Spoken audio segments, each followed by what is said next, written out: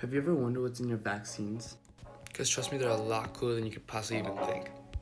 The main way that vaccines work is that they capitalize on the way your immune system works. Your immune system basically has 3 different types of cells that help it operate. You have warrior cells, which help daily little infections or little viruses or bacteria that enter your body. These ones essentially just kind of take care of everyday little things. Moving up the ranks in your immune system are scanner cells. These guys basically scan bacteria or viruses, that way they can create antibodies. However, the problem with these scanner cells is that they take a really long time to scan these viruses, and furthermore, it takes a really long time to create the antibodies that they want to make. So what does your body do? It creates a 3rd type of cell, memory cells. These cells are really only activated when your scanner cells realize that there's a huge problem. If the virus or bacteria is way too deadly, then your memory cells get activated.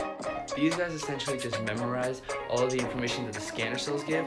That way, next time you face this same virus or bacteria, you can quickly create antibodies. Sometimes, if you're lucky, you can become immunized from certain viruses or bacteria just through going through it one time. However, other times, sometimes viruses or bacteria can vary so much from year to year that you need to get yearly vaccines. This explains flu vaccines. So what are in vaccines essentially? Well, vaccines are essentially just weaker version cousins of the real virus or real bacteria. That way your body can get the kick it needs to activate the memory cells without actually getting damaged through actually fighting the virus. But there is another side to vaccines, and those are side effects. Many people think that the side effects of vaccines can be dangerous and even deadly. However, there's a simple thought experiment to put the actual cases of side effects of vaccines into perspective. This thought experiment comes from a video from Kurzgesagt, so huge shout out to them. Let's say you had 10 million kids in a parallel universe. Now, let's infect all of these kids with measles.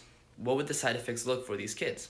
So, according to multiple sources, which I'll link in the description down below, around 2.5 million of these kids will get severely sick and will need to be hospitalized, and 20,000 children will die from this disease.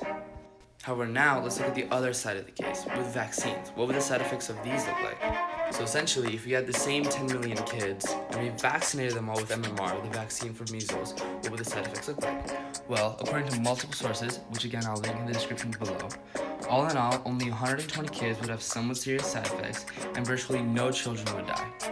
That should put the side effects of vaccines into perspective. Really just goes to show the benefits of vaccines and how really helpful they can be.